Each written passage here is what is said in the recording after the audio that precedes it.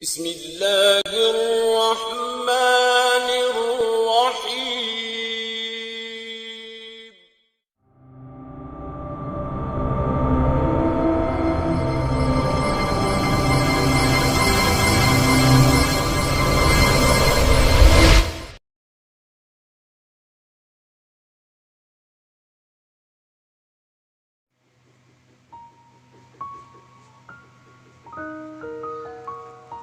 Assalamualaikum warahmatullahi wabarakatuh.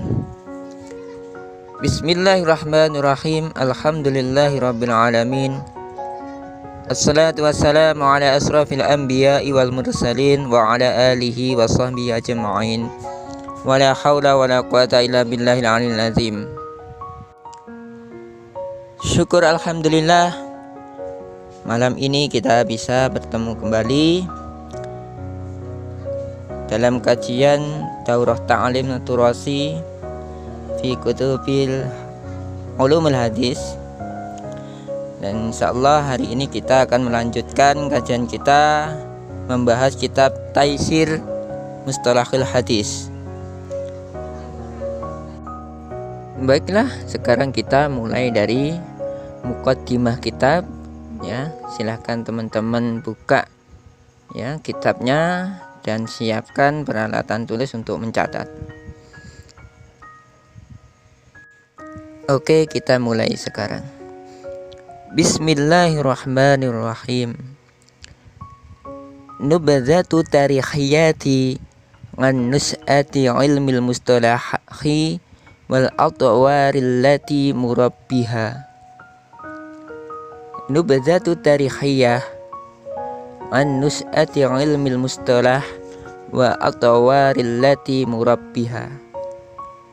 Sejarah singkat muncul dan berkembangnya ilmu mustalah hadis. Yulakhidul bahis al-mutafakhisu annal asasa wal arkanal asasiyah li ilmi riwayah wa naqlil akhbar mawjudatun fil kitabil azizi was sunatin nabawiyah. Seorang pengamat yang kritis, yulakhidul bahisul mutafakhis, seorang pengamat ya yang kritis atau seorang peneliti yang kritis ya.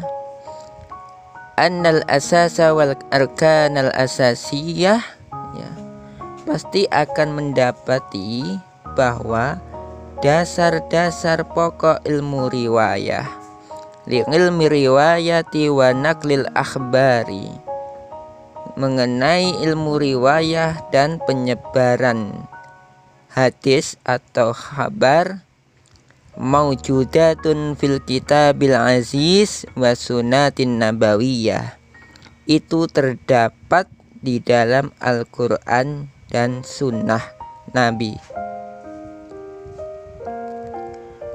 Faqad jaa fil Qur'anil Karim, di dalam Al-Quran telah disebutkan qauluhu ta'ala, yaitu Allah berfirman, ya ayyuhalladzina amanu in ja'akum fasiqum binaba'in fatabayyanu. Wahai orang-orang yang beriman, ya ayyuhalladzina amanu, wahai orang-orang yang beriman, in ja'akum fasiqum binaba'in, jika datang orang fasik kepada kalian dengan membawa kabar, fatabayyanu, maka hendaklah kalian menelitinya terlebih dahulu ya. Al-Hujurat ayat 6 gitu ya. Wajaa fi sunnah, dan di dalam as-sunnah juga disebutkan qauluhu sallallahu alaihi wasallam, nadarallahu imra'an sami'a minna syai'an fabalaghahu kama sami'ahu farubba muballigh au amin sami'. nadarallahu imro'an, semoga Allah memperindah wajah-wajah orang yang mendengar, ya. Nadarallahu imro'an, semoga Allah memperindah wajah-wajah seseorang. Maksudnya Allah mengangkat derajat seseorang. Seorang yang bagaimana? Sami'a minna syai'an, yang mendengar sesuatu dari kami. Sesuatu itu maksudnya sunnah dari Nabi. Fabalaghahu, kemudian dia menyampaikannya. Kama sami'ahu, sebagaimana dia mendengarnya. Kenapa? Farubba muballigh, ya. Farubba muballigh, maka betapa banyak orang yang disampaikan, yang mendapatkan kabar, iku awa min sami, itu awa, apa awa? Lebih mengerti, min sami, daripada orang yang mendengar langsung.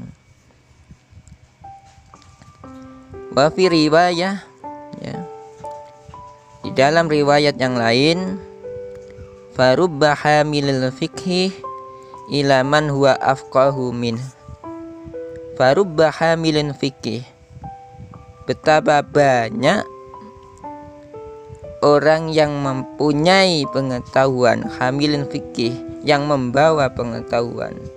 Farubba hamilin fikih, betapa banyak orang membawa pengetahuan, ila man huwa afqahu, kepada orang yang lebih paham daripada dia. Jadi banyak orang yang menyampaikan ilmu kepada seseorang yang lebih memahami ilmu itu daripada orang yang menyampaikan tadi, ya. Warubba hamilin fikih laisa bifaqih, dan betapa banyak orang yang membawa ilmu, ya, yang mengajarkan ilmu, tetapi dia tidak memahami apa yang dia ajarkan.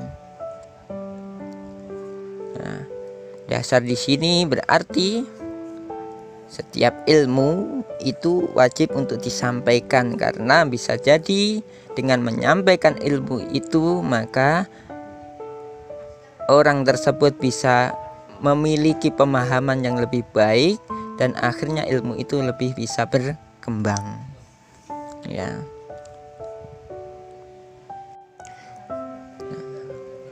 Fa fi hadhil ayatil karimah wa hadzal hadits syarif mubadi'ut tasbit fi ukhdil akhbar wa kayfiyati dhabtiha bil intibahi laha wa wa'iha wa tadqiqi fi naqliha lil akharin. Fa fi hadhil karimah, di dalam ayat yang mulia ini, wa hadzal hadits syarif, dan di dalam hadis yang mulia ini juga, mubadi'ul tasbit fi ukhdil akhbar, adanya permulaan ketetapan untuk mengambil berita atau khobar, wa kaifiyati dhabtiha, dan tata cara untuk menjaganya,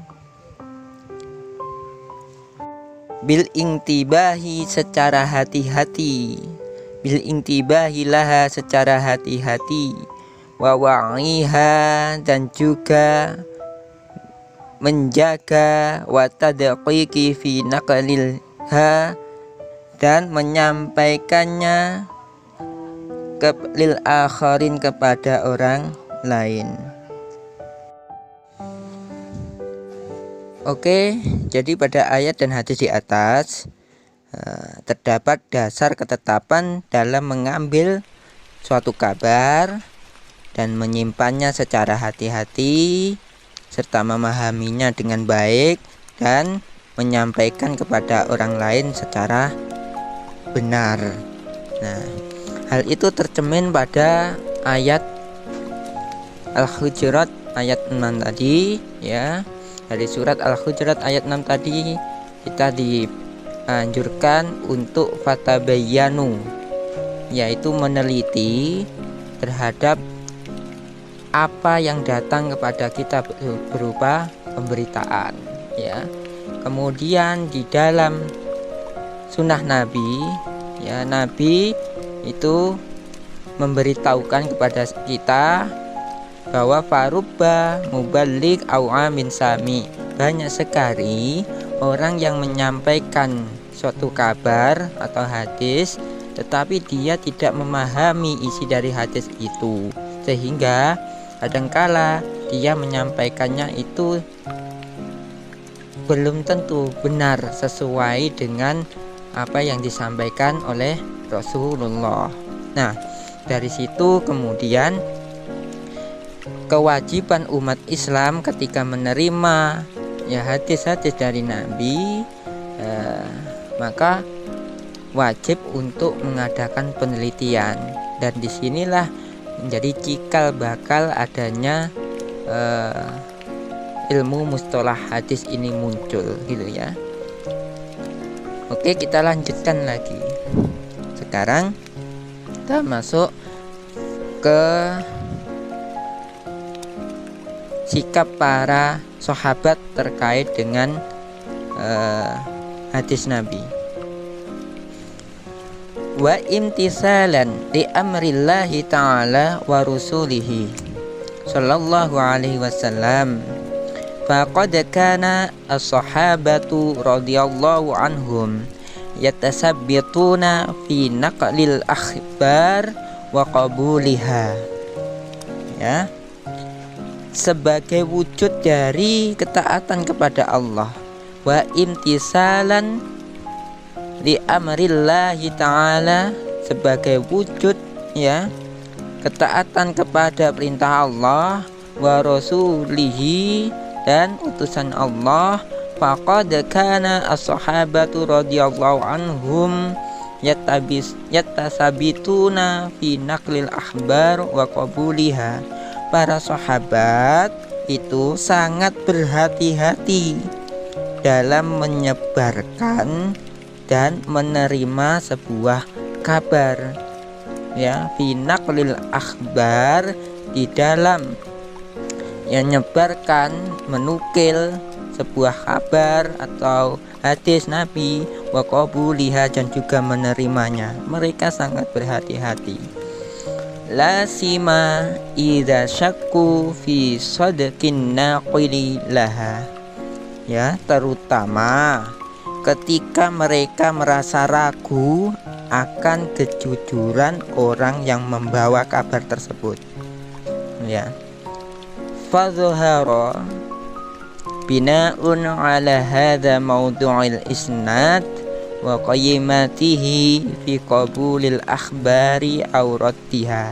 Nah, dari sinilah, ya, kemudian nampak sangat pentingnya nilai sebuah sanad di dalam menerima atau menolak sebuah kabar. Jadi sanad itu sudah diperhatikan pada masa-masa sahabat itu masih hidup, ketika menerima atau sampai menyampaikan sebuah hadis itu sangat diperhatikan, ya.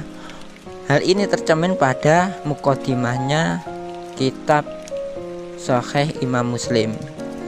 Faqad jaa fi muqaddimati Sahih Muslim, sebagaimana yang terdapat di dalam muqaddimah Sahih Imam Muslim, Ani Ibnu Sirin, yang diriwayatkan dari Ibnu Sirin, ya, qal lam yakunu yas'aluna 'anil isnad.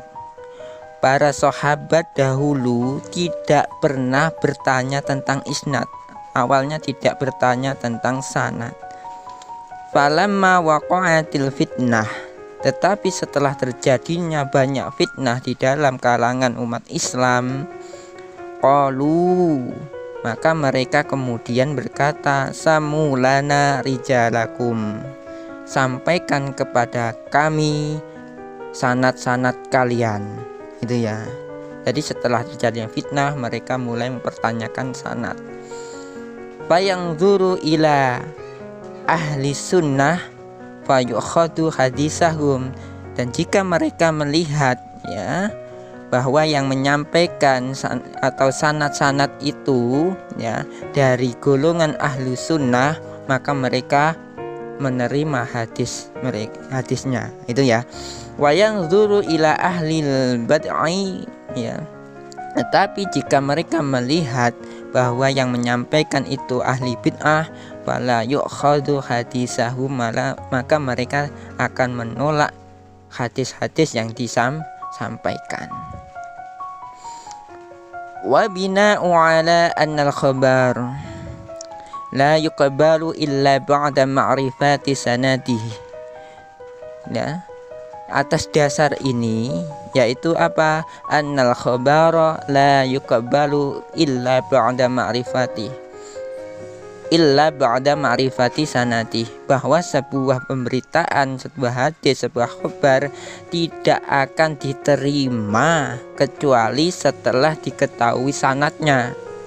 Jika tidak ada sanadnya berarti hadis ditolak, itu intinya.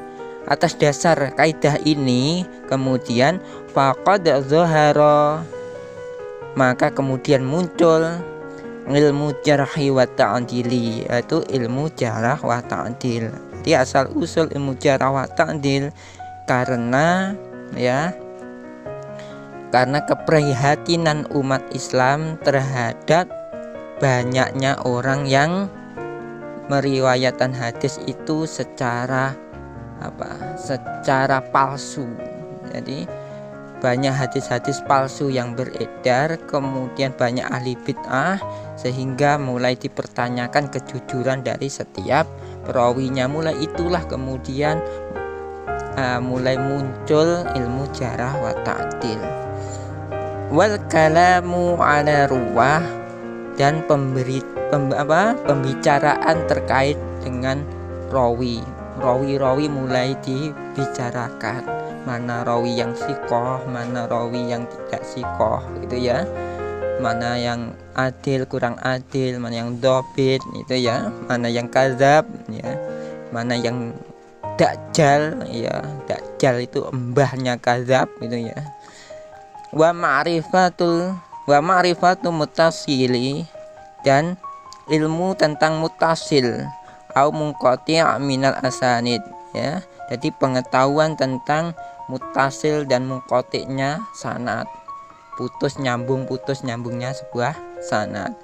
Wa ma'rifatul ilalil khafiyah, dan pengetahuan terkait dengan ilal, cacatnya sebuah hadis, ya, al khafiyah yang secara samar, jadi penyakit dalam, ya, penyakit dalamnya hadis yang tidak nampak secara zahir tetapi itu bisa merusak sebuah hadis, dan ini membutuhkan ilmu yang spesifik. Jadi dokter spesialis yang bisa membedah ini. Nah, jadi benar harus mempelajari ilmu hadis secara serius untuk bisa mengetahui mana ilal yang terdapat di dalam hadis, itu ya. Wa dhahara al-kalamu fi ba'dir ruwah, dan kemudian muncul ya pembahasan ya terkait dengan sebagian rawi-rawi hadis. Lakin ala qillah, tetapi masih sedikit, ya. Kenapa? Liqillati ruwah al-majruhin, karena pada masa itu, pada masa sahabat itu masih sedikitnya rawi-rawi yang dicacat, yang tercela, karena sebagian besar mereka adil dan sikoh. Hanya orang-orang tertentu, jadi oknum-oknum tertentu yang ingin merusak Islam dari dalam, yang itulah kemudian yang menyebarkan hadis-hadis yang hadis-hadis palsu, hadis yang dhaif di dalam kalangan umat Islam atau masyarakat luas. Nah, tapi masih sedikit, masih bisa dipantau secara nyata, secara jelas, itu ya. Fi awalil amri, ya, di awal-awalnya masa tersebut ya, masa sahabat itu masih sedikit. Kemudian ya perkembangan selanjutnya, summa tawassa'al ulama ya, summa tawassa'a al ulama'u fi dzalika hatta dhaharal bahas fi ulumil katsirah ya. Kemudian ya, summa tawassa'al ulama, kemudian ulama mengembangkan fidzalika, di dalam ilmu yang sudah ada tadi, ilmu jarh wa ta'dil, ilmu ruwah dan lain sebagainya tadi sudah dikembangkan terus hatta zuharul al-bahsu fi ulumin katsirah. Jadi kemudian menjadi pembahasan yang banyak di berbagai ilmu, disiplin ilmu. Jadi menjadi dari ilmu yang ada tadi dikembangkan kemudian menjadi banyak sekali cabang-cabang ilmu hadis yang tata'allaqu bil hadis min nahiyati dhabtihi, yaitu yang berkaitan berhubungan dengan ilmu hadis, bil hadis ya, min nahiyati dhabtihi. Summa tawassa'al ulama'u fi dzalika hatta dhaharal bahsu fi ulumin katsirah. Kemudian ya, ilmu-ilmu yang sudah ditemukan tadi, yang sudah ada tadi, kemudian dikembangkan oleh ulama. Summa tawassa'al ulama, kemudian ulama mengembangkan fi dzalika ilmu-ilmu tersebut, fidzalika ilmu-ilmu tersebut yang sudah ada tadi tentang ilmu jarh wa ta'dil, ilmu ruwah, ilmu muttasil ya, ilmu qati tadi, ilal hadis tadi dikembangkan oleh ulama ya, hatta zaharal bahsu fi ulumi katsirah. Jadi sehingga ya pembahasan menjadi lebih luas lagi dan kemudian muncullah ilmu-ilmu baru yang lebih banyak lagi.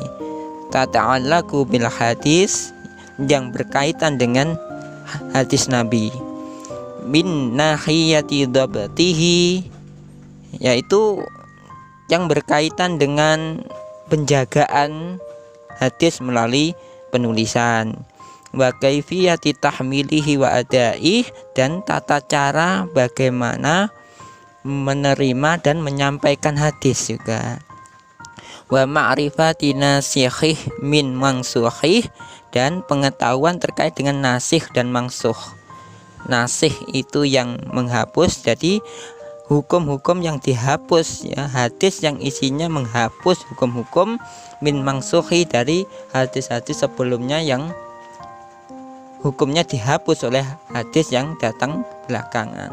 Sebagai contoh, hadis yang terkait dengan hukum ziarah kubur, awalnya hadisnya menolak, kemudian datanglah hadis sesudahnya yaitu membolehkan ziarah kubur. Jadi itu yang namanya nasikh mansukh. Kemudian wa gharibihi, yaitu tentang gharibnya hadis. Nah, gharib ini artinya langka, jadi bahasa-bahasa yang sulit untuk dipahami ya, karena Nabi itu berbicara dengan bahasa yang indah, bahasa sastra ya, jadi terkadang bahasanya pun ya perlu pembahasan yang lebih detail, dari sisi balaghahnya, dari sisi uslubnya, itu perlu kajian yang lebih lanjut, lebih. Jadi dari situlah kemudian muncul ilmu gharibul hadis ini ya. Kemudian wa ghairi dzalik, dan selain itu masih banyak lagi ilmu-ilmu yang perlu dipelajari terkait dengan hadis Nabi. Illa anna dzalika kana yatanaqaluhu ulama usafawiyan ya.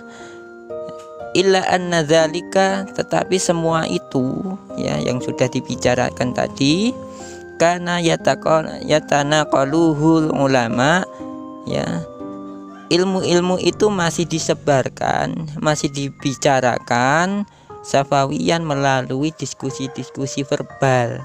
Jadi diskusi-diskusi ilmiah ya, mulai musyawarah ya, pembicaraan itu masih belum ditulis gitu ya, belum ditulis menjadi sebuah buku ulumul hadis yang sebagaimana yang kita kenal saat ini ya, masih dalam pembicaraan, diskusi-diskusi biasa seperti itu.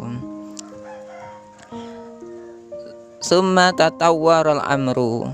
Nah, maka perkembangan selanjutnya ya, wasarat hadil ulumu tuktabu wa tusjalu. Kemudian ilmu-ilmu tersebut, wasarat hadhil ulum, ilmu tersebut tuktabu wa tusjalu, itu ditulis dan juga dibukukan. Kalau tadinya hanya syafawiyan, hanya dibicarakan ya, didiskusikan dalam majelis taklim, tetapi kemudian perkembangan selanjutnya itu tuktabu wa tusjalu, ditulis dan dibukukan.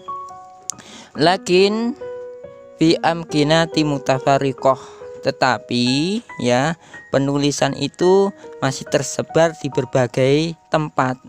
Tidak hanya satu buku, itu tidak, tapi terpisah-pisah. Minal kutubi mamsujah ya, terpisah-pisah di berbagai kitab ya, yang tercampur bighairiha, dengan selain ilmu tersebut, ilmu hadis maksudnya. Jadi sudah ditulis, sudah dibukukan, tapi ilmu-ilmu tersebut masih tercampur dengan berbagai ilmu yang lain. Tidak hanya membahas tentang ilmu mustalah hadis saja, tetapi tercampur dengan ilmu-ilmu yang lain, minal ulumil ukhra, yaitu bercampur dengan ilmu yang lain. Kang ilmu usul ya, seperti ilmu usul fikih, wa ilmu fikih dan ilmu fikih, wa ilmu hadis. Jadi tercampur antara ilmu usuluddin ya, ilmu fikih, ilmu hadis, itu tercampur dari satu itu ya. Jadi tidak hanya bicara tentang mustalah hadis, tapi juga bicara tentang tafsir. Satu kitab itu ya, di dalamnya ada ilmu hadis, ilmu tafsir, ilmu fikih, jadi macam-macam lah ya, kayak gado-gado itu ya.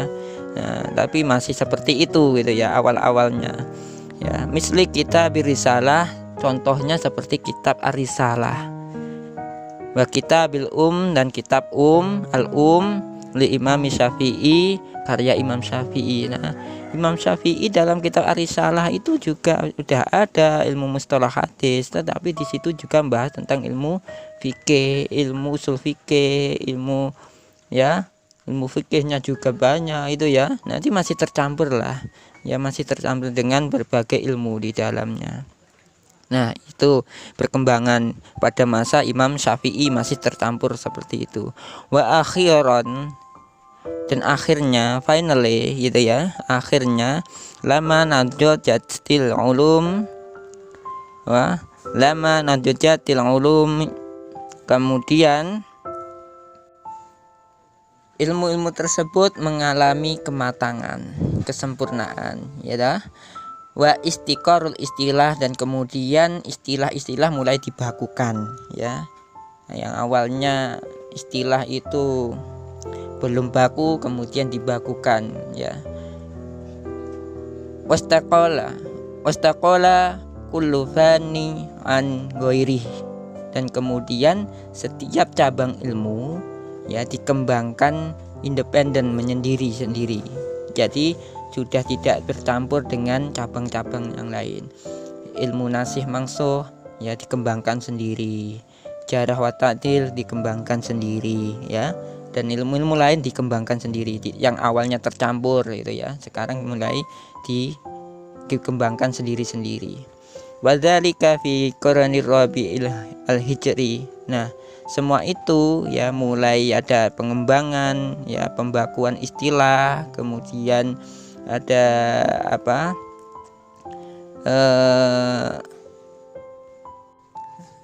penyempurnaan di bidang-bidang ilmu tersebut. Itu terjadi pada abad keempat, mulai masuk abad keempat Hijriah, itu mulai adanya pematangan atau penyempurnaan ilmu ulumul hadis. Nah, afrodal ulama'u ilmal mustalah fi kitabil mustaqil. Kemudian para ulama mulai menulis ilmu-ilmu mustalah hadis secara independen, secara terpisah sendiri, membahas istilah-istilah itu atau cabang-cabang ilmu itu secara menyendiri, terlepas dari ilmu-ilmu selainnya. Kalau awalnya tercampur dengan ilmu tafsir, tercampur dengan ilmu usul fikih, kemudian mulai fokus kepada ilmu mustalah saja, ya, tidak dicampur dengan ilmu-ilmu yang lain. Wakana min awaluman wa kana min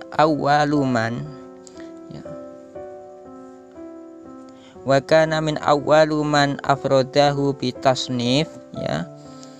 Adapun orang yang pertama kali, ya, yang menulis ilmu ulumul hadis atau mustalah hadis secara terpisah dari ilmu-ilmu yang lain adalah Al-Qadhi Abu Muhammadul Hasan ibn Abdurrahman bin Khalad Ar-Romahurmuzi.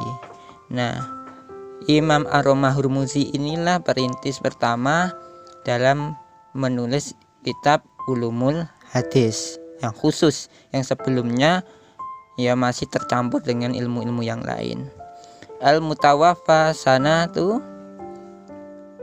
salasa mi'atin wa isrun, yaitu yang beliau itu wafat di tahun 320, ya, 320. Maksudnya tahun 360. Jadi tahun salasa mi'atin wa situna. Jadi 360 Hijriah. Fi kitabihi, di dalam kitabnya yang berjudul Al-Muhaddisil Fasil Bainar Rawi wal Wa'i, yaitu kitab muhaddis, ya, Muhaddisul Fasil atau Muhaddisul Fasil Bainar Rawi wal Wa'i. Wa sa'adzkuru, dan saya akan menjelaskan, saya maksudnya Syekh Muhammad Nurhan akan menjelaskan, ya, menyebutkan karya ini dan juga Ashharul Musannafat dan karya-karya lainnya yang masyhur fi ilmi mustalah min hina ifradihi bitasnifi ila yaumina hadza. Dan insyaallah penjelasan selanjutnya terkait dengan kitab-kitab yang masyhur, ya, di bidang ilmu mustalahul hadis, gitu ya. Nah, untuk saat ini mungkin itu saja yang bisa saya sampaikan, ya. Kita akan bertemu untuk minggu depan untuk pembahasan selanjutnya. Sebagai awal dari kajian ini saya rasa sudah cukup, dan semoga kita tetap diberikan istiqomah untuk terus bisa belajar dan juga beribadah, ya, dan tetap diberikan keberkahan hidup ini, ya. Mungkin itu saja. Terima kasih teman-teman, ya.